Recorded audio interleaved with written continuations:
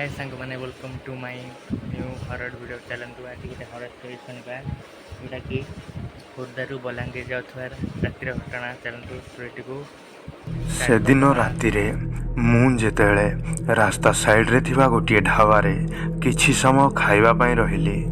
मध्याह्न ढाबारे बसिथिबा किछि लोक कोन कथा हेउछंती ता उपरे रहिला आउ सेमाने भूत विषय रे कथावार्ता हेउथिले। किंतु मु ए सब को केबे भी विश्वास करेनी।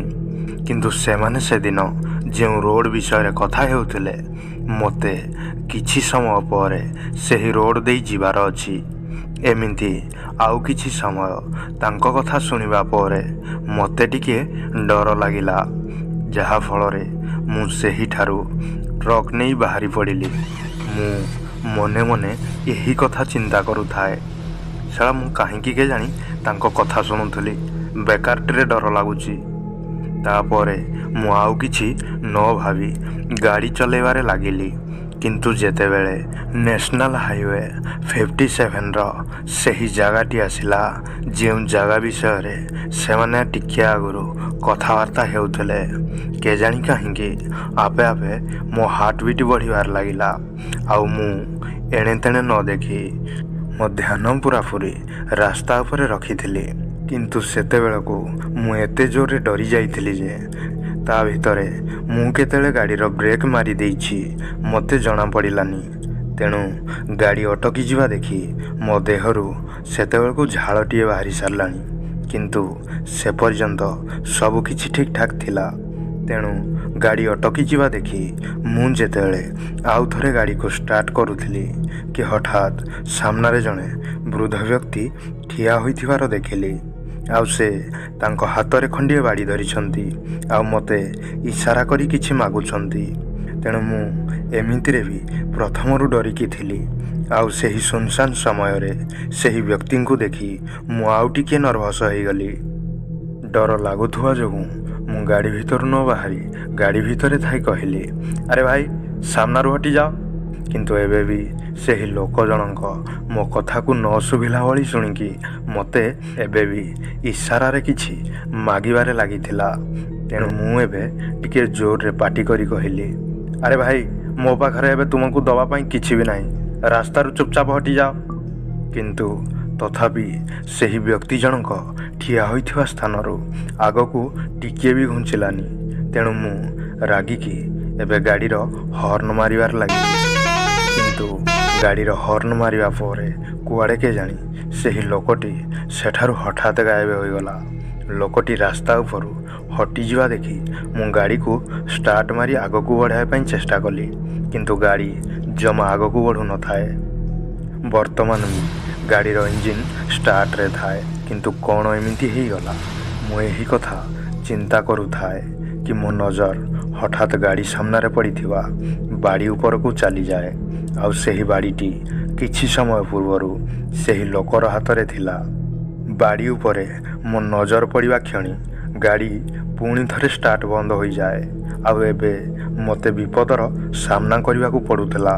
तेणु मु किछि समय गाड़ी भितरे एमिति चुपचाप बसिली, काहींकि ना गाड़ी बाहरिया पई सत्साहस हेउ न थाए। किंतु मो हातरे किछि भी उपाय नथिला। तेणु मु बाध्य होई किछि समय परे गाड़ी ओह्लैली। ओह्लै सारी रास्तारे पड़िथिबा सेही बाड़ी पाखकू गली। जाई देखिबा परे बाड़ीटी मते टिके आकर्षित लागिला, जहा फलरे मु बाड़ीटी को हातरे उठेई नेली। बाड़ीटी को हातरे धरी थाए कि हठात मो गाड़ी आपे आपे स्टार्ट हो जाए। गाड़ी स्टार्ट हो जिवा देखी मु डरिकी सेही बाड़ी को रास्ता आर पाखु फोपाड़ी देली। किंतु जेमिति फिंगी देइछि कि हठात पुणी थरे मो गाड़ीर स्टार्ट बंद हो गला। तेणु मो गाड़ी को भल भाव रे जांच कली। किंतु गाड़ीर कौनसी भी असुविधा मते देखागलानी। गाड़ी संपूर्ण ठीक ठाक थिला। आउ सेतेबेलकू मते केजाणी काहींकी एमिति लागिला जे सेही बाड़ी रे किछि ना किछि रहस्य लुचि रहिछि। तेणु पुणी थरे सेही बाड़ी को खोजिकी हातरे धरी पकेइली। धरिबा परे गाड़ी भी आपे आपे स्टार्ट हो गला। ଗାଡ଼ି ଏମିତି ହଠାତ୍ ଷ୍ଟାର୍ଟ ହୋଇଯିବା ଦେଖି ମୁଁ ବୁଝିପାରିଲି ଯେ ଏହି ବାଡ଼ିକୁ ମୋ ସାଙ୍ଗରେ ରଖିବାକୁ ପଡ଼ିବ, ନହେଲେ ମୁଁ ଏଠାରୁ ଆଗକୁ ଯାଇପାରିବି ନାହିଁ। ତାପରେ ମୁଁ ସେହି ବାଡ଼ିଟିକୁ ଆଣି ଗାଡ଼ିରେ ରଖିଲି ଆଉ ସେଠାରୁ କିଛି ଦୂର ଚାଲି ଆସିଲି। କିନ୍ତୁ ତଥାପି ମୋତେ ଏମିତି ଅନୁଭବ ହେଉଥାଏ କି ମୁଁ ଏବେ ବି ବହୁତ ବଡ଼ ବିପଦରେ ଫସି ରହିଛି, ତେଣୁ ଆଗକୁ ଆଉ ବି କିଛି ହୋଇଯାଇପାରେ। ମୁଁ ଏହି କଥା ଚିନ୍ତା କରୁଥାଏ କି ହଠାତ୍ ମୋତେ ଟ୍ରକ୍ ଭିତରୁ ଅଜବ ଅଜବ ପ୍ରକାରର ଆବାଜ ଶୁଭିଲା, ଯେମିତି କେହି ଜଣେ ତା'ର ବଡ଼ ବଡ଼ ନଖରେ ଟ୍ରକକୁ ରାମ୍ପୁଡ଼ିବାରେ ଲାଗିଛି। କି ହଠାତ୍ ଟ୍ରକ୍ର ହେଡ଼ଲାଇଟ୍ ସହିତ ଭିତରେ ଥିବା ଲାଇଟ୍ ସବୁ ଆପେ ଆପେ ବନ୍ଦ ହୋଇଯାଏ, ଯାହାଫଳରେ ମୋତେ ଟ୍ରକ୍ ବାହାରକୁ କିଛି ଦେଖାଗଲା ନା ଟ୍ରକ୍ ଭିତରେ କିଛି ଦେଖାଯାଉଥାଏ। ମୁଁ ବ୍ରେକ୍ ମାରିବା ପାଇଁ ବି ଚେଷ୍ଟା କରୁଥାଏ, କିନ୍ତୁ ତଥାପି ବ୍ରେକ୍ କାମ କରୁନଥାଏ। କିନ୍ତୁ ଟ୍ରକ୍ ଏମିତି ଅନ୍ଧାରରେ କିଛି ବାଟ ଗଡ଼ିବା ପରେ ଆପେ ଆପେ ଅଟକିଗଲା। କିନ୍ତୁ ମୁଁ ଜାଣିପାରୁନଥାଏ କି ଟ୍ରକ୍ କେଉଁ ଜାଗାରେ ଆସି ଅଟକିଗଲା, କାରଣ ବାହାରେ ଚାରିଆଡ଼େ ଘନ ଅନ୍ଧକାର। ଆଉ ଟ୍ରକ୍ ଅଟକିଯିବା ପରେ ସେହି ରାମ୍ପୁଡ଼ିବା ଶବ୍ଦ ଆହୁରି ଭୟଙ୍କର ଭାବରେ ଶୁଭିଲା। କିନ୍ତୁ ସେତେବେଳକୁ କୁଆଡ଼ୁ କେଜାଣି ମୋ ମନରେ ଗୋଟିଏ ଉପାୟ ଆସିଲା, ଆଉ ମୁଁ ସଙ୍ଗେ ସଙ୍ଗେ ସେହି ବାଡ଼ିକୁ ଟ୍ରକ୍ ଭିତରେ ଖୋଜିବାରେ ଲାଗିଲି। ଆଉ ଯେମିତି ମୋ ହାତକୁ ସେହି ବାଡ଼ିଟି ପୁଣି ଥରେ ଆସିଯାଏ, ଆପେ ଆପେ ଗାଡ଼ି ଷ୍ଟାର୍ଟ ହୋଇଗଲା, ଯାହାଫଳରେ ମୁଁ ବୁଝିପାରିଲି ଯେ ବାଡ଼ିଟିକୁ ମୋ ସାଙ୍ଗରେ ରଖିବାକୁ ପଡ଼ିବ। ଯାହା ହେଉ ସେହି ବାଡ଼ିଟିକୁ ଧରି ମୁଁ ସେହିଠାରୁ କିଛି ବାଟ ଆଗକୁ ଚାଲି ଆସିଲି।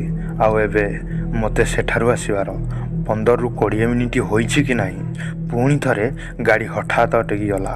ଆଉ ପୁଣି ଥରେ ଗାଡ଼ିର ହେଡ଼ଲାଇଟ୍ ସମେତ ସବୁ ଲାଇଟ୍ ଆପେ ଆପେ ବନ୍ଦ ହୋଇଗଲା। ଆଉ ଏବେ ମୋ ଚତୁଃପାର୍ଶ୍ୱରେ ଘନ ଅନ୍ଧକାର ଢାଙ୍କି ରହିଥାଏ, ଆଉ ଚାରିଆଡ଼େ ବି ପୁରା ସୁନସାନ। କିନ୍ତୁ ଅନ୍ଧାର ହୋଇଥିବା ଯୋଗୁଁ ମୋତେ ଏବେ ତା ପାଦର ଝୁମଝୁମ ଶବ୍ଦ ଶୁଭୁଥାଏ କି ମୁଁ ଏବେ ବି ଟ୍ରକ୍ ରିଷ୍ଟାର୍ଟ କରିବାରେ ଲାଗିଥାଏ, କାରଣ ଏଠାରୁ ଯେତେ ଜଲ୍ଦି ହେବ ଆଗକୁ ପଳେଇଯିବି। କିନ୍ତୁ ମୁଁ ଯେତେ ଥର ବି କୋସିସ କରୁଥାଏ, ଟ୍ରକ୍ ବିଲକୁଲ ଷ୍ଟାର୍ଟ ହେଉନଥାଏ।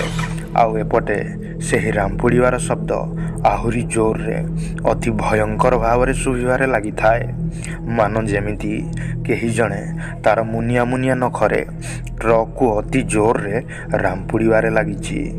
ଧୀରେ ଧୀରେ ସେହି ରାମ୍ପୁଡ଼ା ଶବ୍ଦ ଆହୁରି ସ୍ପିଡ଼ ହେବାକୁ ଲାଗିଲା। ଆଉ ମୋର ସେତେବେଳକୁ ଦେହ ହାତ ଥରିବା ସାଙ୍ଗରେ ମୋ ଅବସ୍ଥା ପୁରା ସାଂଘାତିକ ହୋଇଗଲାଣି। କିନ୍ତୁ ମୁଁ ମନେ ମନେ ଭଗବାନଙ୍କୁ ଡାକିବାରେ ଲାଗିଥାଏ, ମୋତେ ଏହି ବିପଦରୁ ରକ୍ଷା କର।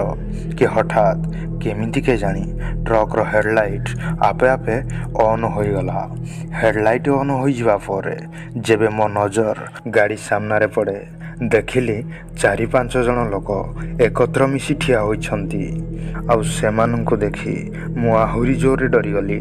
ଡରିବାର କାରଣ ସେମାନଙ୍କର କାହାର ବି ଜଣଙ୍କର ମୁଣ୍ଡ ନଥାଏ, ଆଉ ସେମାନେ ମୋତେ ଇସାରା କରି ହାତ ଠାରି କିଛି ମାଗୁଥାନ୍ତି ବା ମୋତେ ତାଙ୍କ ପାଖକୁ ଡାକୁଥାନ୍ତି। ଆଉ ମୁଁ ଏସବୁ ଗାଡ଼ି ଭିତରେ ଥାଇ ଦେଖୁଥାଏ କି ହଠାତ୍ ମୋ ଡାହାଣ ସାଇଡ଼ରୁ ଗୋଟିଏ ଖଣ୍ଡିଆ ହାତ ଆସିଲା। ଆଉ ମୁଁ ଯେତେବେଳେ ସେହି ହାତଟିକୁ ମୋ ଠାରୁ ଦୂରକୁ ଠେଲି ଦେବା ପାଇଁ ଚେଷ୍ଟା କରେ, ମୋ ହାତ ଯେତେବେଳେ ସେହି ଖଣ୍ଡିଆ ହାତରେ ସ୍ପର୍ଶ ହୋଇଗଲା, ମୋର ଅଧା ଶରୀର ଜଳିବାରେ ଲାଗିଲା। ତେଣୁ ମୁଁ ମୋ ସିଟ୍ରେ ବସି ଛଟପଟ ହେବାକୁ ଲାଗିଲି। ଛଟପଟ ହେଉଥିବା ସମୟରେ ମୋ ବାମ ହାତ ରାସ୍ତାରୁ ଉଠାଇଥିବା ସେହି ବାଡ଼ି ଉପରେ ପଡ଼ିଯାଏ। ହାତକୁ ବାଡ଼ିଟି ଆସିବା ପରେ ସେହି ଖଣ୍ଡିଆ ହାତ ସମେତ ଗାଡ଼ି ସାମ୍ନାରେ ଠିଆ ହୋଇଥିବା ମୁଣ୍ଡହୀନ ଲୋକଗୁଡ଼ିକ ହଠାତ୍ ଗାୟବ ହୋଇଗଲେ। ତେଣୁ ମୁଁ ସଙ୍ଗେ ସଙ୍ଗେ ଗାଡ଼ିକୁ ଷ୍ଟାର୍ଟ କରି ଜଲ୍ଦି ସେଠାରୁ ଆଗକୁ ପଳେଇ ଆସିଲି। ଏମିତି ଅନେକ ଦୂରକୁ ଆସିଯିବା ପରେ ବି ମୋତେ ଡର ଲାଗୁଥାଏ, କାରଣ ମୋତେ କେଜାଣି କାହିଁକି ରାସ୍ତାର ଗୋଟେ ସାଇଡ଼୍ ଦେଖାଯାଉଥାଏ। ତେଣୁ ମୁଁ ଯେତେବେଳେ ମୋ ହାତରେ ମୋ ମୁହଁକୁ ସ୍ପର୍ଶ କଲି, ଜଣାପଡ଼ିଲା ଯେ ମୋର ଗୋଟିଏ ଆଖି ଗାୟବ ହୋଇଯାଇଛି। ତାପରେ ମୁଁ ଯେତେବେଳେ ଗାଡ଼ିର ମିରର ଦେଖିଲି, ସତରେ ମୋର ଗୋଟିଏ ଆଖି ସମ୍ପୂର୍ଣ୍ଣ ଫୁଟି ଯାଇଛି। ଏମିତି ଲାଗୁଥାଏ ଯେମିତି ଆଖିଟି ମୋର ଛୋଟବେଳୁ ନାହିଁ। ଆଉ ଏବେ ସେହି ଦୁର୍ଘଟଣାଟିକୁ ଅନେକ ବର୍ଷ ହୋଇଗଲାଣି, କିନ୍ତୁ ସେହି ଦୁର୍ଘଟଣାରେ ମୁଁ ପାଇଥିବା କଷ୍ଟ ମନେ ପଡ଼ିଗଲେ ଏବେ ବି ତାଜା ହୋଇଯାଏ। କିନ୍ତୁ ଏପର୍ଯ୍ୟନ୍ତ ଜାଣିପାରିଲିନି ଯେ ପ୍ରକୃତରେ ସେଦିନ ରାତିରେ ସେହି ଲୋକଗୁଡ଼ିକ କିଏ ଥିଲେ।